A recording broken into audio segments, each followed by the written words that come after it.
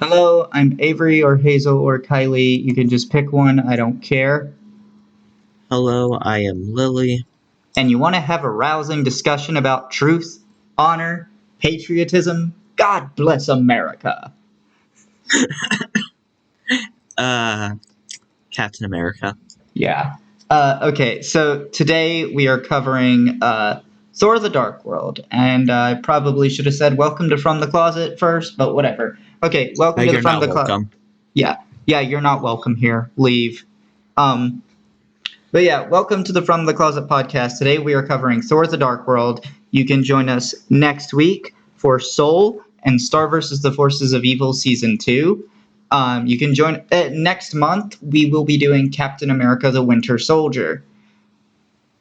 With that being said, you will find a link below to the Just Watch page for Thor the Dark World, where you will be able to rent, purchase, or stream the movie on pretty much any platform you choose. Our links are centered around the US. However, if you use the Just Watch app, it will automatically redirect you to the page for your country, and if you use the website, you will be able to change the country from the website page. Ugh. You will also find a link below to Anchor.fm, which will have links to every single platform that this podcast is on, as well as our socials.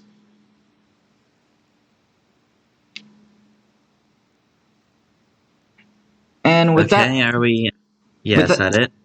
with that being said, this podcast will contain spoilers for Thor: The Dark World, and yeah, that's pretty much it. So if you don't want to be spoiled, please get away from here now. Spoiler, it's a dark world. Wow. Yeah, so Lily and I were briefly talking about this, but we didn't go into individual points. I think this movie is bad. It's among the bottom 5 of Marvel movies for me. Really, because I honestly say that this movie and had really anything I would have wanted from a movie. Okay, so go ahead, keep going. Yeah, but what I really love about this movie is the character dynamics. The conversations between Thor and Loki, they sound like two bickering brothers. Yeah, As they see, should be.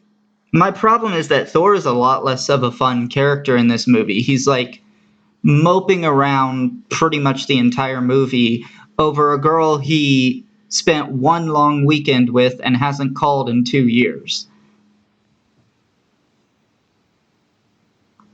Okay. And then there's the other fact that a lot of this movie is pretty much a rehash of the first movie. So let me explain. There's 3 major things that are similar between this movie and the first Thor movie. The first is it opens with Odin narrating over a scene of Asgardians fighting another race over a magical artifact that is secretly an Infinity Stone. And then later in the movie is a major plot point where Thor goes against his father's wishes to fight the enemy. And then there's a Loki death fake out at the end. Hey. Now, actually, I'm trying to remember the first movie and when the Loki death. It was basically when he fell off the Rainbow Bridge. Oh, right. What I like about this movie is something during the when Thor was they're trying to confront. Okay, I forgot, what was the ancient artifact in this movie again? The ether. Yeah, they're trying to destroy the ether before they realized they probably couldn't. Yeah. Loki betrays Thor, or what we think betrays Thor. But nope, that's just an illusion. Yeah, like that was a genius plan. That's one of the few, like, that's one of the good things this movie has. And another good thing is like that whole shit. There was a joke in this movie, and now I can't fucking remember what it was that I actually found genuinely funny. Oh, Hmm. right, it was the fucking Captain America thing that I referenced at the beginning. That was funny. But I'll tell you what's not funny. Hmm. Ian, Oh I yeah. am Wait, was that I supposed to be funny? I yeah, wasn't laughing. it was supposed to be funny giving Darcy, the intern, another intern. Just no. He's not funny, and I'm so glad Ian never fucking shows up again in the rest of the MCU. Honestly, I don't blame him. If I was an intern for an intern and have that as my first experience, yeah, I'd leave too. But yeah, so on what I was saying earlier, Thor is moping around over a girl he spent one long weekend with, hasn't spoken to in 2 years. But then there's no reason for him not to have gone to see her, to speak to her during his visit during Avengers 1. He's like, yeah, sure. He's been busy defeating he's been busy trying to keep the nine worlds in order, but I mean, he went out for shawarma.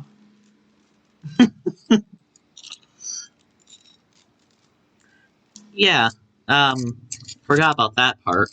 I went out for shawarma. Okay, so I've touched on some of the narrative structure already, so I won't go into that again because, like, I think the first movie handled that better. Um, but another thing too is how this movie works Jane into the plot is so unbelievably contrived that It's almost kind of like how they worked in Iron Man 3, how they worked. God, I'm trying to remember the character. Iron Man, Love, Pepper. I yeah, mean, Pepper. How they that's more believable because they kind of live together. Um, and like, no, how they infected Pepper with the virus. yeah. But see, here's this thing. Jane happens to be the only human on Earth to find a portal to a different world, which just happens to lead right to where the ether was buried, and then it sticks itself inside her. Okay, the only thing I would call a coincidence is the exactly where the ether was buried. It is No. said that she was looking for the portals. And there were like six other people right there too, and none of them saw her either. Hmm. True. So yeah, it's like it's super contrived, and like we'll later learn that that is an Infinity Stone. So that's fun. That's not even a Wait, but how? spoiler. That was revealed in this movie. Wait, how is it a stone if it's also a fluid? It's uh it's basically cloaking itself, if I had to describe it. Huh. But yeah, So and then like we have. obviously we have the Tesseract, and the reason like that's what they're using because the Bifrost was destroyed. Um that's what they're using instead of the Bifrost now. Hmm. But And yeah, then so wasn't Loki's scepter also one of the stones? yeah, but that's still on Earth. That's true. You actually don't know where that is yet. Huh. But So anyway, something I've been wondering: how does Loki get his power? Like, where did Loki get his illusion powers? I mean, he was just born with them. But yeah, so Or all. another Okay, I guess we're moving on. yeah, so another major annoyance for me with this movie is that Asgard is putting prisoners in their cells in full armor without checking them for anything. And that leads to that prison breakout riot or whatever that ultimately ends up with Frigga getting killed, and I'll get to that, trust me, because that one was also stupid. Um, but yeah, like, why are you not checking armor? And why not checking for weapons? Seriously, that was just a recipe for disaster, and wouldn't you know it, disaster struck. The Asgardians always struck me as a more proud society than smart. Okay, so Frigga, she creates an illusion of Jane, and that prevents Jane from dying.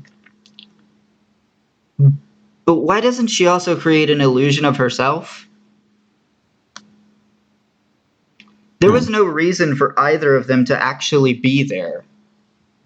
But here we are. And that ends up with Frigga dying pretty much almost in front of Thor. Like, he sees it happen. Um, Because we need to have Loki, a plot point for Loki. yeah, we need to have a reason for Thor to be willing to almost trust Loki, I guess. Almost. Yeah, like that's really what it boils down to. They needed to give a reason for Loki to be broken out of prison and for Thor to basically be forced to work with him. I don't know. But one of my a scene that I really enjoy in this movie was how a war's being broken out in the prison, and there's Loki just reading a book. Eh. So Like, go ahead. Loki would be the person, all hell's breaking loose, and he's just doing normal things. Yeah, I mean that's kind of just who he is. But then I haven't even touched on the worst part of this movie. Hmm. Malekith is by far the worst MCU villain. He wants to shoot this magic Kool-Aid into the sky holes just because. He's a dark elf, and that's as deep as this goes. He has no motivations, nothing that you can empathize with. I mean, isn't he a villain? Most villains That's, have something you can empathize with. The problem is he's a shit villain with like the whole thing is like he's a villain and that's as deep as it goes. In fact, this whole movie in general is pretty much the poster child for why a lot of people don't like Marvel movies. hmm.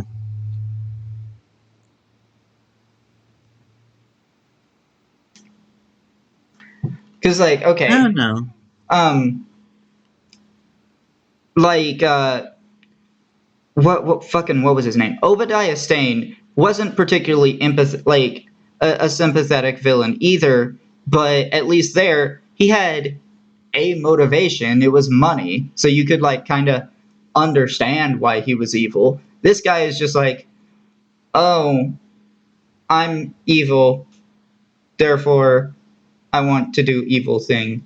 Um, And then I in don't know. Wasn't Incredible Hulk, you had Thaddeus Ross and Emil Blonsky, and their whole motivation was power.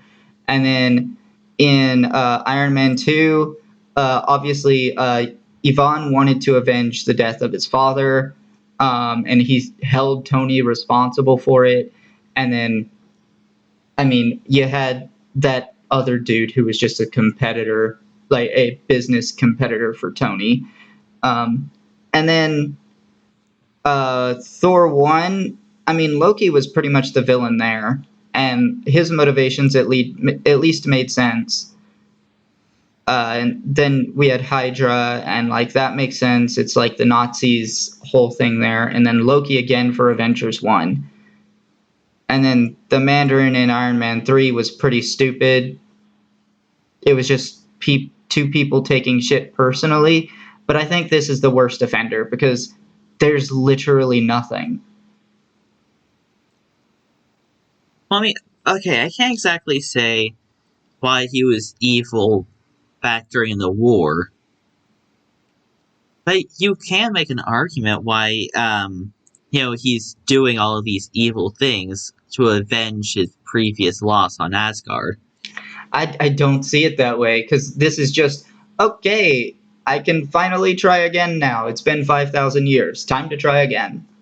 I don't really see him. It doesn't seem. It doesn't seem to me like he's seeking vengeance. Like if that were the case, when Jane comes to when Jane and Thor and Loki come to Svartalfheim, he would not have said Asgard is meaningless. He still would have wanted to destroy Asgard personally in a special way and not just, as a byproduct of his plan if he were seeking out vengeance.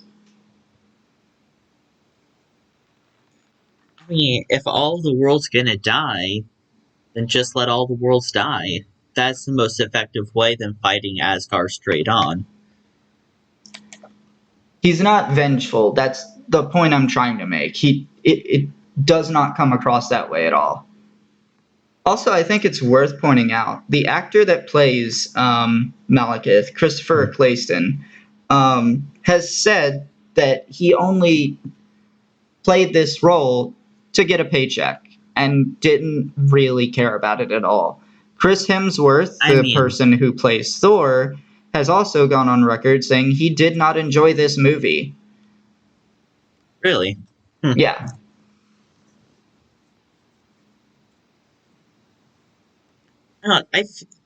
Because what I like about this movie is the very real interactions between the characters, Thor and Loki. Hell, actually, hardly throughout the series up until this point, they haven't been cutthroat at each other. Yeah, a little bit in the original Thor, but after that, Loki's been out to seek something. I think I don't really think I want to give this one here. Like it's obvious that Loki is grieving the loss of his mother, who he's pretty much almost kind of responsible for her death too, because he led them right to her. But I think the character interactions later on in later movies are better than this. And another thing that I like about this movie is how I think Thor went in to try to get Loki. Not even flinching, by the way. Loki saying all this stuff, and then Thor's like, put down the illusion. And then you just see all the furniture broken. Loki in complete distraught. Yeah, like some of the scenes in this movie are just okay. But then there's like decent chunks of this movie that I think are pretty boring. Not to the point where it's like Incredible Hulk level, but damn near close. Any scene with that intern was pretty boring. Yeah. I'll say that. And I will say the score was fantastic. I can't remember who composed it off the top of my head, but one of the best main themes of any Marvel movie, obviously barring movies like The Avengers, because that one's just too iconic. But I'd say this one's the main theme for this movie is at least on par with the Doctor Strange theme. which we're nowhere near covering Doctor Strange yet. What the hell is strange? You're strange. Got him. Got him. Okay. I I think my mind is like I do recognize what you're saying. I think in my mind, I'm cutting out all the bad parts because what it did good, in my opinion, it did really good.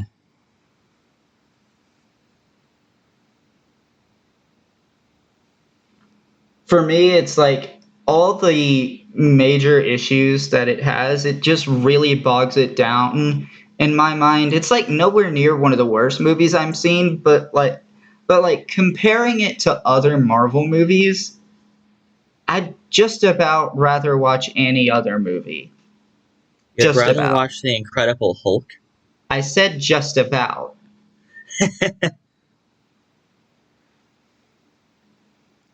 Yeah. Even with all the flaws you was saying, that movie is still gonna be at the lowest grade of Marvel movies for me. Incredible But Hulk. but shit. I had something in my brain and now I can't remember it. I was going to say something and then you started talking and I was paying attention to what you were saying and I forgot it. Hmm. Oh, Happens to me okay. all the time.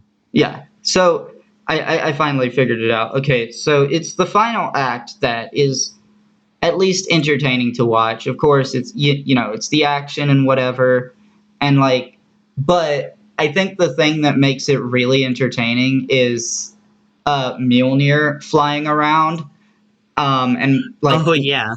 and what keeps happening when like Thor keeps teleporting because like I've stated before, they like all these different realms are actually just planets out in space. So when Thor basically teleports over to Svartalfheim, the hammer, you can see it flying away from Earth. Yeah, this is auto homing is really great until you're teleporting around. Yeah, and like the hammer has no awareness of where these portals are because I mean, quite frankly, neither does anyone else. I mean, quite frankly, it's a hammer. It's also a sentient cosmic storm, but And it's also Mew Mew. Tokyo Mew Mew.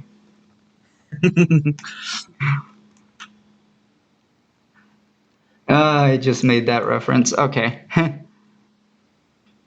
Also love that one scene where like Thor hangs his hammer on like a coat rack or whatever. I found Eric Selvig losing his mind and like running around Stonehenge completely naked to not be very funny either. Yeah, I don't know. They brought that up way too many times. Yeah, like, mm, I could have found it. I found it a little humorous the first time. Then the other times it just got wiped off of me. Hell, if you're gonna show it in the movie, why do you have to show it in like the little opening? yeah, it's just quite. It was just quite annoying that they kept on and kept on bringing it up. Um, we did get our Stan Lee cameo in this movie. He was one of the guys that was in the asylum with Eric Selvig, and he asked for his shoe back. So that's to that. Yeah, makes sense. Yeah. Trying to think if there's anything else I can really say too much about this movie. I guess I want to say this might be the movie that first revealed that the Tesseract is an Infinity Stone. Um, Hmm. but yeah, it's gonna remain in the vault on Asgard until Thor Ragnarok, and then the uh, the ether will remain with the collector until uh, Infinity War. So who is the collector anyway? He's just a guy who likes to collect a lot of magical artifacts and creatures and shit. It's Huh. not a particularly great dude either. Yeah, probably. I bet he would kidnap the Guardians of the Galaxy. Yeah, Speaking of that was which, you the can join us in November to hear our coverage of Guardians of the Galaxy. yeah.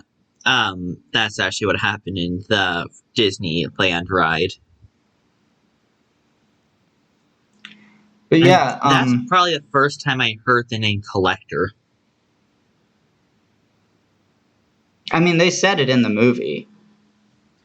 Well, yeah, but Disneyland was like months ago. Oh, I thought you were talking about when I was referring to it. No, that ride is the first time I heard the name Collector. But yeah, lately I'm seeing people saying that Thor: Love and Thunder is worse than this movie. It's not. Like, come on. Like, Thor: Love and Thunder is maybe slightly worse than Thor: Ragnarok, but it's certainly better than either Thor 1 or this movie.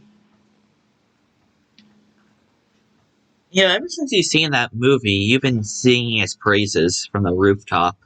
I do have my problems with it, but Hmm. it's nowhere near as bad as like the media is portraying it to be. Media and critics and all that shit, and it's like it's genuinely getting me really annoyed because there have been so many other Marvel movies that are far worse. And they're rating this one as the lowest Marvel movie. But even below, oh god, the Incredible Hulk.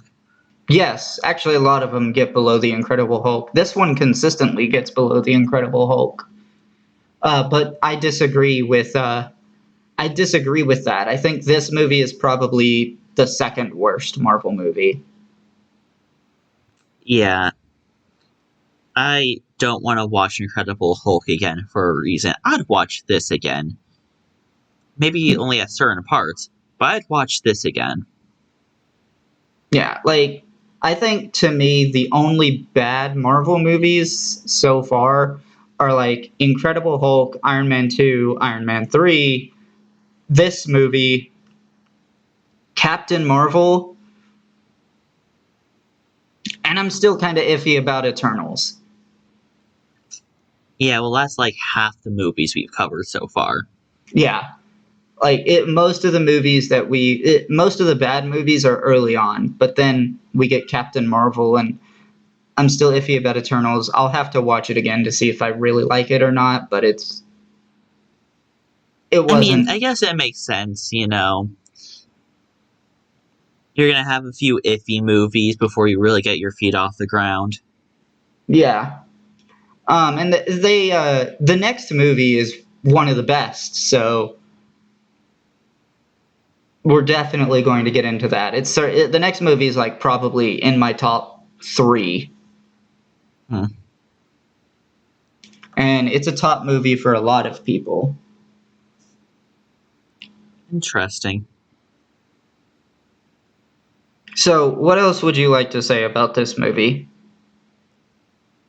Yeah, actually talking about this movie, I feel like there's a lot less things there are, but I feel like I understand why I really like Loki. I like I love his sassy personality. I love his powers. I love the way he talks. The Like, fact that he's hot doesn't hurt either. yeah, no, it really doesn't. Same for Chris Hemsworth, but I mean, the thing with Thor in this movie is he's just not a fun character in this movie. He's mopey and it's I annoying. It's going to be a lot better in Avengers 2. I especially love the part in this movie when, oh yeah, um, when Loki said, "I thought you knew how to drive this." Thor's like, "No, I said, how Thor hard could says, it like, be?" how hard could it be? Yeah, Yeah. And then there's the, don't bang on it, press it gently. And he's sitting there banging on it, saying, I am pressing it gently. yeah, Typical, typical brothers sort of shit. Also, my overlay is not working. Oh, wait, yes, it is. that's. That's an overlay in the screenshot. Never mind.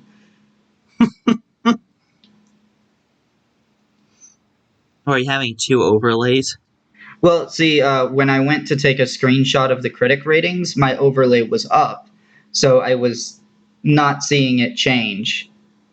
Oh, that makes sense. Yeah, and since I'm looking at the screenshot, I can see the overlay that was in the screenshot and my actual overlay. Okay, that's funny. But yeah, do you have anything else you'd like to say in particular about this movie? No, Okay, this might be one of the first movies where we like have vastly different ratings. I don't know. As we talked about this, and you're obviously gonna be lower than mine, but I feel like I'm going a bit lower than I would have initially thought about Yeah, the so first critic ratings. IMDb gives this a 6.8 out of 10. Rotten Tomatoes gives it 66%, and 83% of Google users liked this movie. Hmm. I was thinking about somewhere like low sevens, but actually 6.8 sounds good. So pretty much the same score IMDb gave it. Yeah. Exactly. I am actually going to give this movie a 4.9. 49. I don't know how that number's, that does not mean anything, but whatever. What? Sorry? Just ignore me. Yeah, to me, like, I didn't feel like. Actually, you know what? I don't want to give it lower than The Last Unicorn. So maybe 5.2.